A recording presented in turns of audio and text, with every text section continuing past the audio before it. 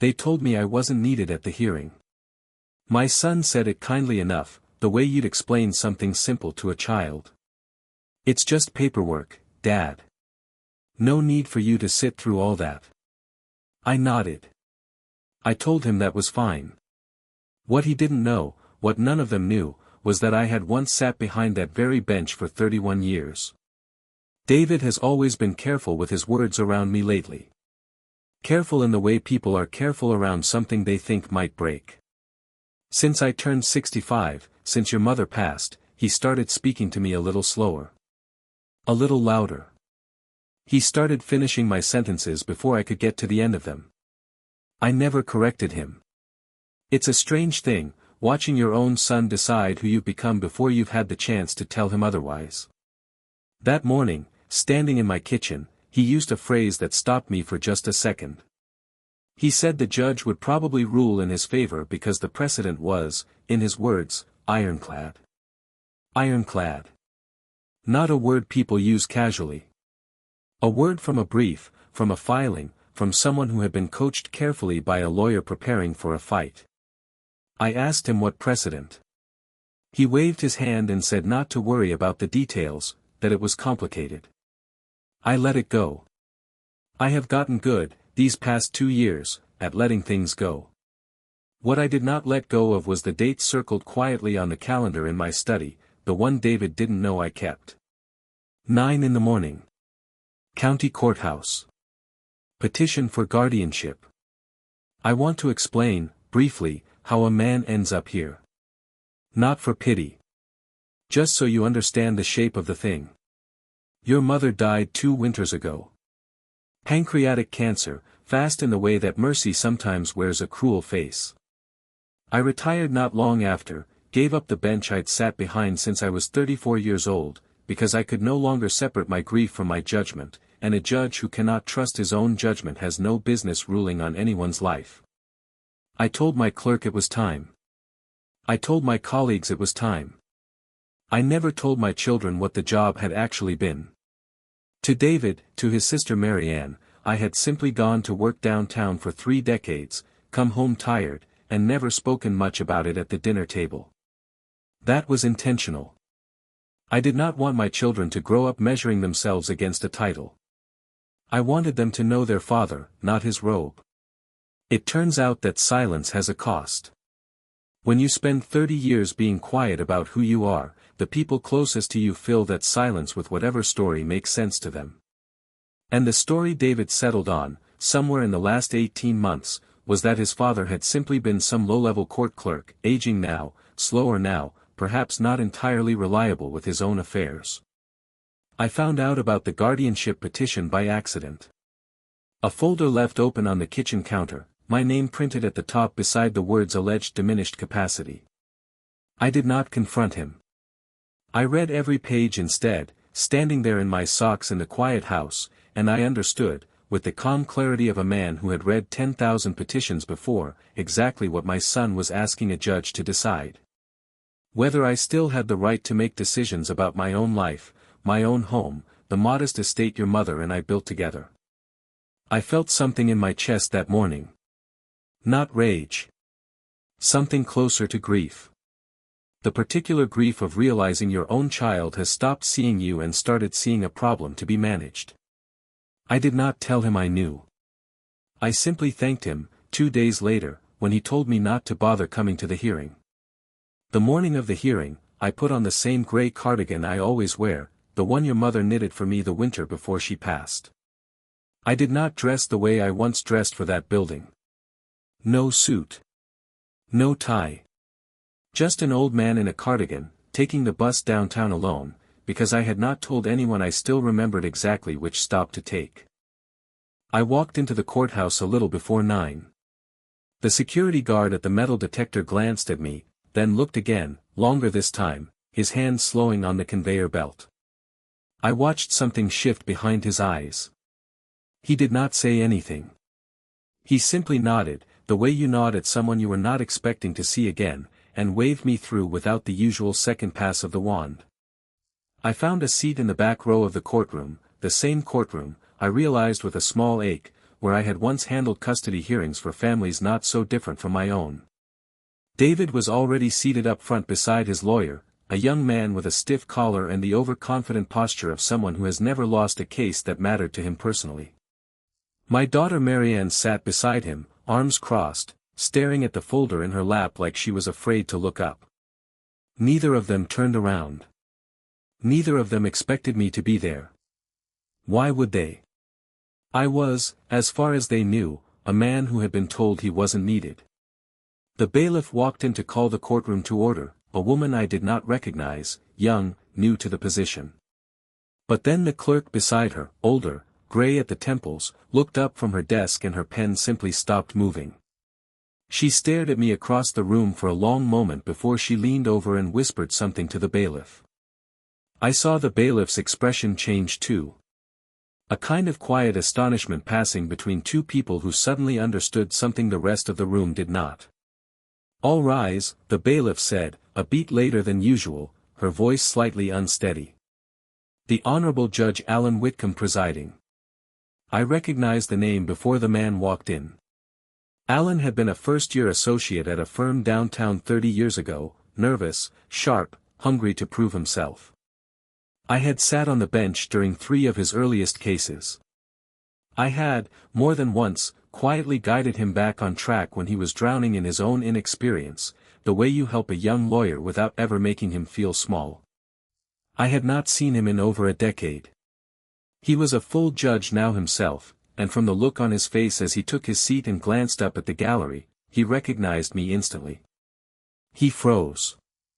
Actually froze, gavel halfway to the sound block, staring toward the back row like a man seeing a ghost he'd once owed a great debt to. "Your Honor," he said, and for a moment I thought he was addressing me, before I realized he had caught himself and was speaking, stiffly, to no one in particular, trying to recover his composure in front of a courtroom that had no idea what had just happened. David turned around then. I watched the back of his neck first, the slow confusion of a man noticing something was wrong before he understood what. He turned, and he saw me sitting there in my cardigan, and for a moment his face did nothing at all. Just blank surprise. "Dad," he mouthed, more confused than angry. "What are you doing here?" I did not answer. I simply nodded toward the front of the room, toward Judge Whitcomb, who had not yet managed to say anything else. The hearing did not proceed the way anyone in that room had expected. Judge Whitcomb cleared his throat, and instead of calling the first witness, he addressed the room directly. He said that before they began, he wanted the record to reflect that he recognized a member of the gallery, and that given the nature of this particular proceeding, he felt it was only appropriate to acknowledge it. He said my name. Judge Walter Graves. He said it slowly, deliberately, the way you say a name you were taught to say with respect a very long time ago. I watched my son's face change in real time. I watched 30 years of quiet assumptions collapse in the space of about 4 seconds. Marianne turned around too now, and I saw something different on her face than I saw on David's. Not confusion. Something closer to memory. A flicker of recognition, as though some small forgotten fact had just resurfaced. She had been 12, 13, when I still occasionally brought paperwork home in a leather case with a seal embossed on the front. She had asked me once what the seal meant. I told her it was nothing important. I remember she believed me. I want to be honest with you here. I did not walk into that courtroom to humiliate my son. I understand how the story might sound if I stopped it there, a quiet reveal, the room stunned into silence, the son properly shamed in front of everyone who mattered. That is not what happened, and it is not what I wanted to happen. I sat very still. I let the moment pass without saying a word, because the last thing I wanted, even then, even with the old hurt sitting heavy in my chest, was to turn my own son's mistake into a spectacle. Judge Whitcomb, to his credit, did not turn it into one either. He simply asked, gently, whether counsel wished to proceed, or whether there might be value in a brief recess. It was my grandson who changed the room after that. Eli is 14. He had come with his father that morning, sitting quietly in the second row, a boy who is usually far more interested in his phone than in anything happening around him. But Eli stood up. In the middle of a courtroom, in front of a judge, in front of lawyers who had spent months building a case, my 14-year-old grandson stood up and said, loud enough for the room to hear, that he wanted to say something. Judge Whitcomb, visibly startled, allowed it. Eli said that he had been visiting me on Tuesdays after school for the past 4 months, something none of the adults in that room, including his own father, had known. He said he'd found an old box in my study one afternoon while I was making tea, full of court documents, old case files, a photograph of me being sworn in decades ago. He said he asked me about it, and I told him the truth, quietly, the way you tell a child something you're not sure they're ready for. He said he'd kept it to himself because I asked him to, because I told him it wasn't anyone's business but ours, but that he couldn't sit there anymore and listen to his father tell a judge that his grandfather didn't understand what was happening to his own life. The room was very quiet after that. Mary Ann had her hand over her mouth. David was staring at his son like he'd never seen him before. I want to tell you something about my son, because I think it matters, and because he does not deserve to be remembered in this story as a villain. After the recess, he asked to speak to me alone in the hallway. He did not defend himself right away. He stood there for a long moment, hands in his pockets, looking at the floor, and when he finally spoke his voice was smaller than I had heard it in years. He said he'd been drowning. Not from cruelty, not from greed the way I might have assumed if I hadn't known him his whole life, but from fear. His business had been failing quietly for over a year. Debts he hadn't told anyone about, not Mary Ann, not his wife, certainly not me. He said he'd convinced himself that if he could get ahead of it now, get some legal control over the estate before things got worse, before creditors started circling, he could protect what was left. Protect me, he said, and protect himself, though he admitted, quietly, that the two motives had gotten tangled somewhere along the way until he could no longer tell them apart. I thought you had given up on managing your own affairs, he said. I thought I was helping. I did not raise my voice. I did not tell him how many nights I had lain awake since finding that folder, wondering when exactly he had stopped trusting me. I simply told him that if he was in trouble, he should have come to me as his father, not filed against me as a judge's petitioner.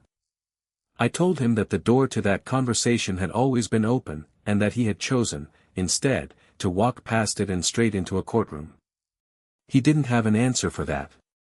I didn't need him to. Mary Ann found me a few minutes later, sitting alone on the same bench outside the courtroom where I'd once waited between cases 30 years ago.